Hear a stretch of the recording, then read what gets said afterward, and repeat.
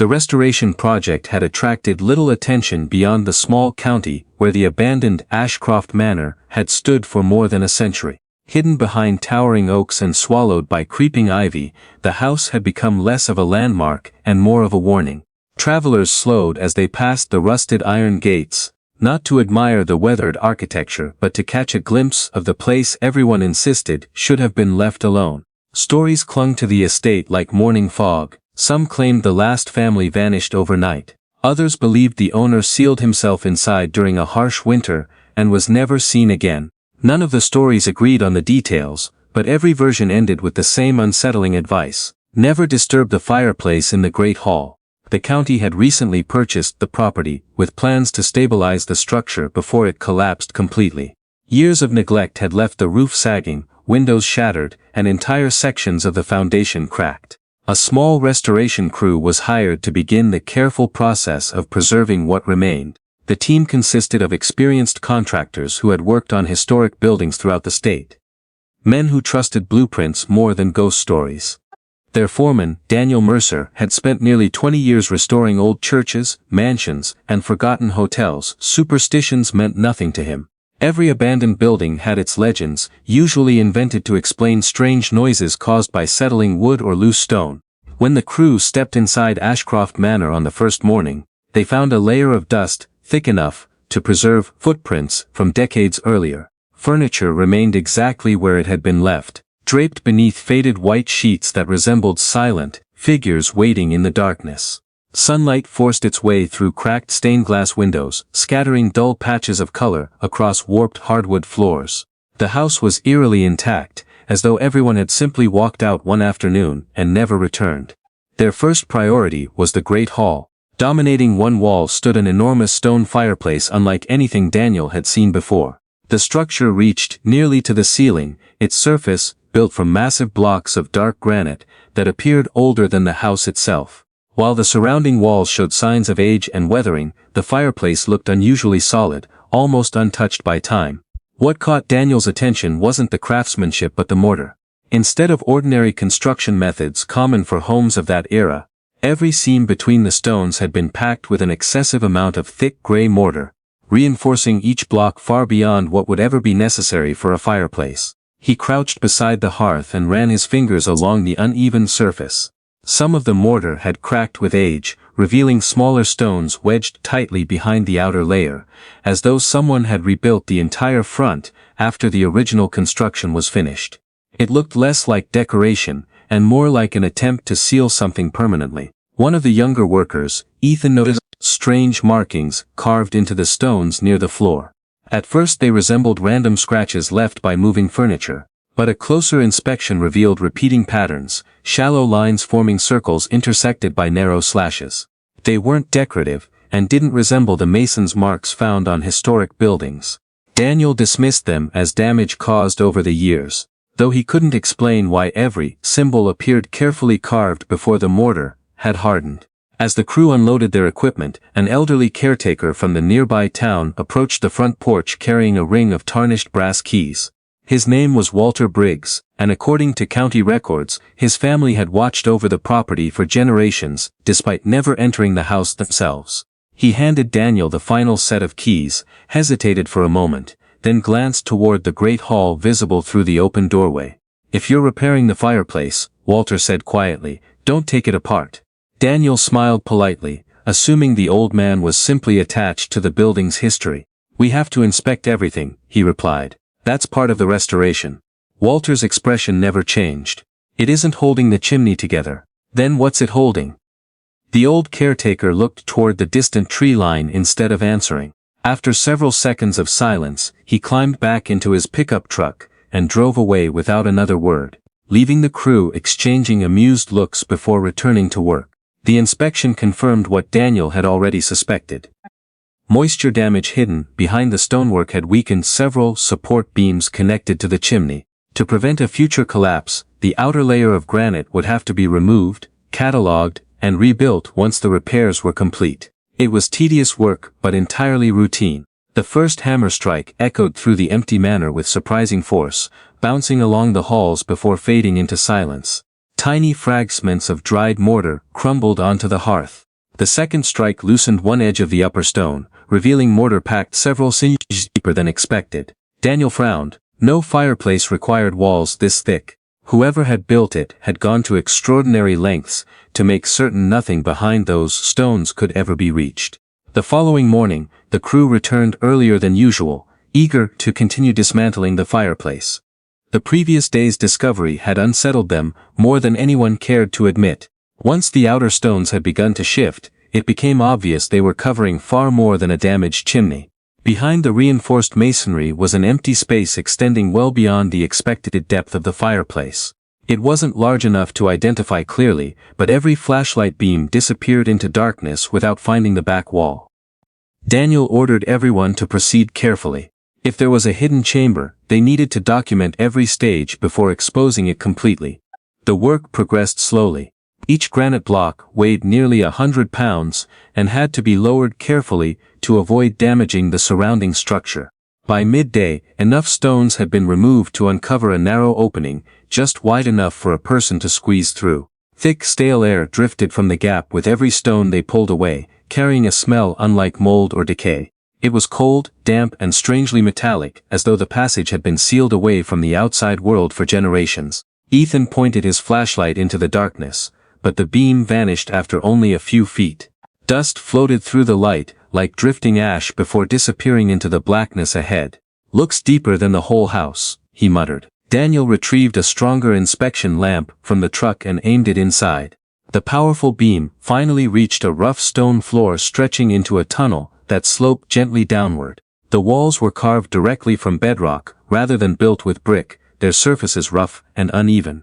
There were no support beams, no decorations, and no signs that the tunnel had ever been intended for comfort. It looked older than the manor itself. Before anyone stepped inside, Daniel photographed the entrance and radioed the county office to report the unexpected discovery.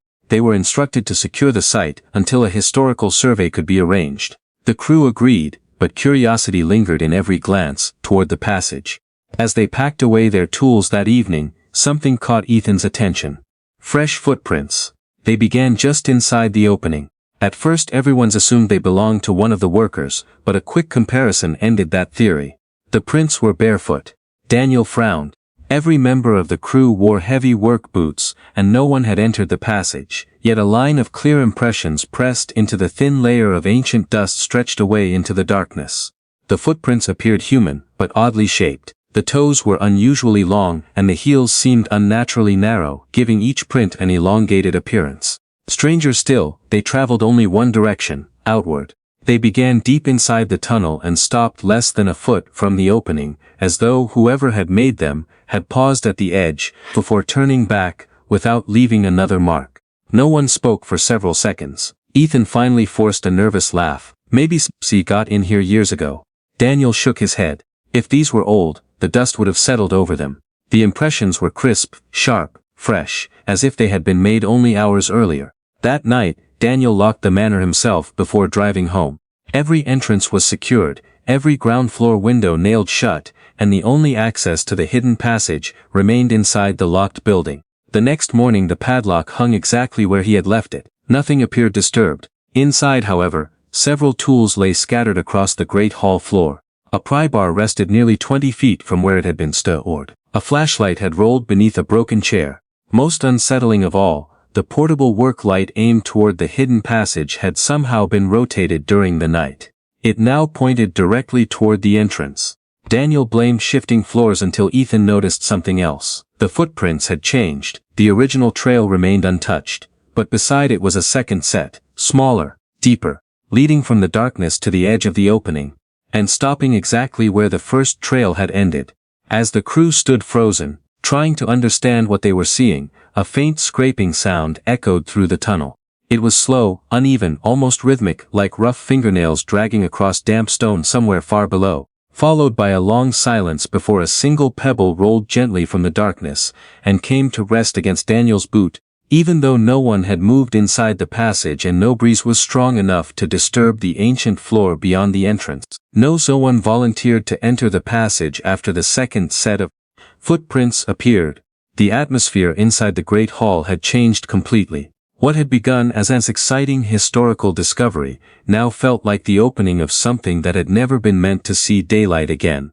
Even the experienced members of the restoration crew found themselves speaking in lowered voices, as if raising them might attract attention from somewhere beneath the manor.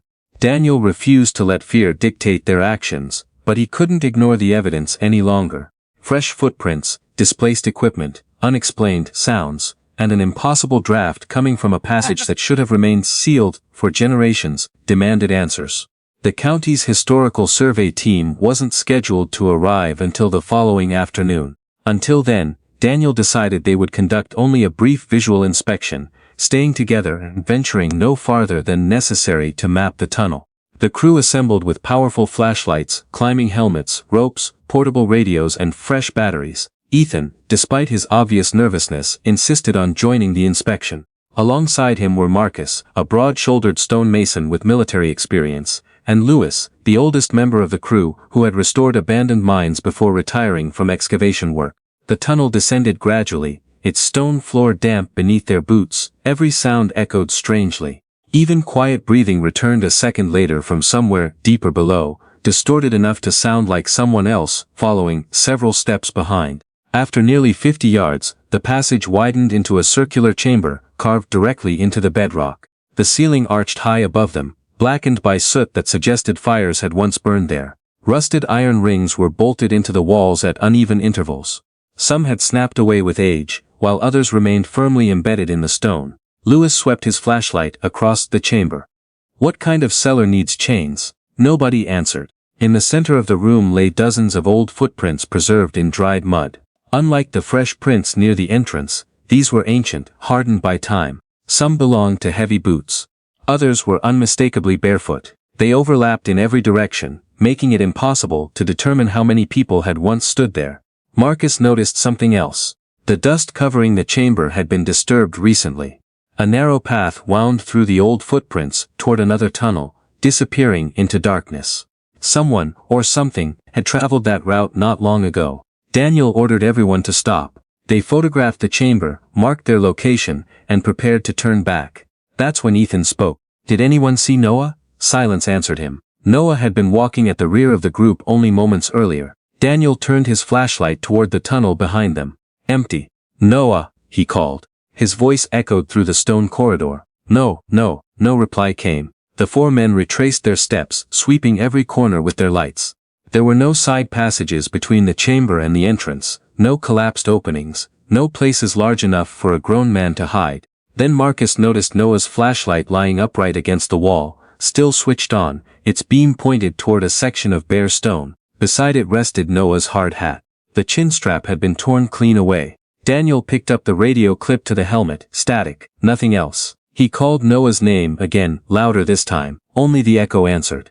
Then another sound followed, a voice, soft, almost whispering. No, it sounded exactly like Noah. The whisper floated from somewhere ahead, beyond the unexplored tunnel. Relief washed across Ethan's face. "He's alive." Before Daniel could stop him, Ethan sprinted toward the darkness. "Ethan!" Marcus shouted. His boots pounded across the stone floor before disappearing around the bend. The others chased after him, but the twisting passage distorted every sound. Ethan's footsteps grew fainter until they stopped completely. When Daniel and the others reached the corner seconds later, the corridor stretched empty before them. No Ethan, no Noah, only darkness. Marcus swung his flashlight across the floor. Fresh boot prints led forward. Beside them were barefoot impressions far longer than any human foot should have been. The two sets traveled side by side for several yards. Then the boot prints ended abruptly, as though Ethan had simply vanished in the middle of his stride. Lewis slowly raised his flashlight toward the ceiling. Deep scratches covered the stone overhead. Some were fresh enough that pale rock still showed beneath them. Others were older, layered over one another until they resembled claw marks, carved by something that had climbed effortlessly across the ceiling itself. A faint clicking sound echoed somewhere beyond the reach of their lights. It kits, then again, then closer. Not from the tunnel ahead, from directly above them. Daniel instinctively pulled Marcus and Lewis backward, sweeping his flashlight across the ceiling. The clicking stopped as suddenly as it had begun. Only the jagged scratches remained visible, stretching across the damp stones as scars left by something with enormous claws. For several long seconds, none of them moved. Their light searched every inch of the ceiling, but whatever had made the sound was gone, or perhaps it had never been there at all. Retreat became the only sensible option. The three men hurried back through the circular chamber, refusing to look into the tunnel where Ethan had disappeared. Every echo seemed louder now. Every breath bounced unnaturally through the underground passage, creating the illusion that someone else was matching their pace. By the time they reached the entrance behind the fireplace, daylight pouring through the broken windows felt almost unreal. Emergency responders searched the manor until sunset. They combed every room, every hallway, and every inch of the hidden tunnel that the restoration crew had explored. Search dogs refused to enter beyond the circular chamber, whining and pulling against their handlers until they were led outside.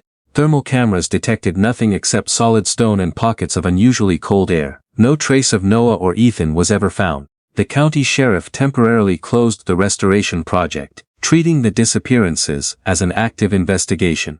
Detectives questioned Walter Briggs, the elderly caretaker, hoping he might know of forgotten passages beneath the estate. At first he claimed ignorance, but when he learned that two men had vanished after opening the fireplace, the color drained from his face. Without another word, Walter walked into his small farmhouse and returned carrying an old wooden chest wrapped in faded canvas. Dust coated its iron hinges, suggesting it hadn't been opened for decades. Inside were leather-bound journals, loose, brittle letters, and a bundle of yellowed newspaper clippings tied together with frayed black ribbon. "My grandfather told me these were never to be burned," Walter whispered. "He said someone would need them if the wall was ever opened." The oldest journal belonged to Reverend Samuel Ashcroft, written in careful handwriting nearly 140 years earlier. At first the entries described ordinary life on the estate, harvests, church gatherings, and harsh winters. But the tone changed abruptly after the discovery of a natural cave beneath the manor during foundation work. According to the journal, laborers had uncovered a tunnel extending deep into the hillside. Curious explorers entered with lanterns, expecting to find an abandoned mine. Instead, they reported hearing voices calling their names from impossible distances. Some returned confused, unable to remember entire hours. Others emerged, insisting they had seen people standing in the darkness who vanished whenever approached. One worker never came back. Search parties followed his footprints until they ended abruptly in the middle of the tunnel, exactly as Ethan's had. In the journal became increasingly frantic over the following months. Livestock disappeared from nearby farms. Children claimed someone watched them from the woods at night. Residents reported hearing scratching sounds beneath their floors shortly before sunrise. Then came the entries that no one in the room wanted to read aloud. Several townspeople began behaving strangely after entering the caves. They spoke less each day, avoided sunlight, and wandered into the forest without explanation. Those who returned insisted they had heard a voice promising that something ancient was no longer alone. They described seeing impossibly tall figures standing motionless beyond the edge of their lantern light, never attacking, never speaking, only watching with pale eyes that reflected even the weakest flame. The final pages revealed the desperate solution. The townspeople had gathered every stonemason, within 50 miles, to seal the original tunnel forever. Rather than collapsing it, they built an enormous granite barrier over the entrance inside the manor's great hall, disguising it as a fireplace. Reverend Ashcroft wrote that ordinary brick would never be enough. The wall had to remain unbroken, because it wasn't designed to keep people out. It was built to keep something from finding its way back into the house. Folded inside the final journal was a hand-drawn map of the underground passages. Most of the tunnels ended in dead ends or collapsed shafts, but one route extended far beyond the explored chamber. Beside it, written in fading ink that looked as though it had been pressed into the page by a trembling hand, were 8 words that chilled everyone gathered around the table. Asterisk, it learns your voice before it comes for you. The sheriff ordered the entrance behind the fireplace sealed immediately, but by the time workers returned with concrete barriers and steel supports, the manor no longer felt abandoned. Every room carried the unmistakable sensation that someone had been moving through it while no one was watching. Doors stood open that investigators clearly remembered closing. Dust-covered floors displayed faint trails leading from one hallway to another before disappearing against bare wooden planks. Security officers blamed one another for disturbing the scene, yet every person insisted they had remained with their assigned partner throughout the night. Daniel refused to leave. Noah and Ethan had vanished because he ordered the inspection, and guilt weighed heavier than exhaustion. Against the sheriff's wishes, he volunteered to assist with sealing the passage one final time. Marcus stayed with him. Walter Briggs refused to leave as well, insisting that if the journals were correct, they had already run out of time. Just before sunset, portable floodlights illuminated the great hall, while crews prepared steel plates to cover the opening. Concrete mixers rumbled outside, drowning out the silence that had haunted the manor for days. For a brief moment, the operation almost felt ordinary. Then every light went out. The generators were still running. The engines continued roaring. Yet the bulbs faded into darkness one by one, leaving only the pale orange glow of the evening sky filtering through broken windows. Someone whispered Daniel's name. It came from behind him. He turned instantly. No one stood there. A second voice called Marcus. Then another softly spoke Walter's name. Each voice sounded perfect. Not distorted, not ghostly, exactly like someone they trusted. Marcus slowly raised his flashlight toward the fireplace. A figure stood inside the opening. Its body was impossibly thin, almost skeletal, with arms so long its fingertips brushed the stone floor. Pale gray skin stretched tightly over sharp bones, giving the impression that it had never known sunlight. Its head tilted unnaturally to one side, and where its face should have been, shifting folds of flesh rippled like wax melting over hidden features. Then it smiled, not with its own mouth. With Noah's. His face emerged briefly from the creature's skin, eyes wide with terror. "Help me," the voice belonged to Noah. Marcus instinctively stepped forward. Walter grabbed his arm. "Don't answer it." The face dissolved, replaced by Ethan's. "I'm still here." Another step. Then Daniel heard his late father's voice, clear, gentle, calling him exactly as he had as a child. The creature wasn't mimicking random sounds. It was reaching into memories no stranger should have known. Its body unfolded with slow, insect-like movements as it crawled through the narrow opening.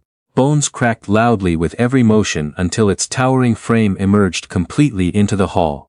The granite fireplace that had hidden it for generations collapsed behind it, sending enormous stones crashing across the floor. Panic erupted. Deputies fired their weapons. The bullets struck the creature's chest with dull impacts before disappearing beneath its skin without leaving a wound. It didn't flinch. It only turned its head toward each gunshot, smiling with a different stolen face every few seconds. The floodlights suddenly flickered back to life. The creature vanished. For one hopeful second everyone believed it had retreated. Then screaming echoed from outside. Workers scattered across the front lawn pointed toward the surrounding forest. Tall figures stood silently between the trees, one, then five, then dozens, motionless, watching. Every one of them wore a different human face. Some smiled, some cried, some mouthed silent words no one could hear. Walter slowly closed the final journal and whispered the sentence his grandfather had repeated throughout his childhood. "We were never keeping one thing trapped." Daniel looked toward the shattered fireplace where the hidden passage disappeared into endless darkness. Fresh barefoot footprints were already spreading across the dust-covered floor, not walking away from the tunnel, but emerging from it in dozens of different directions.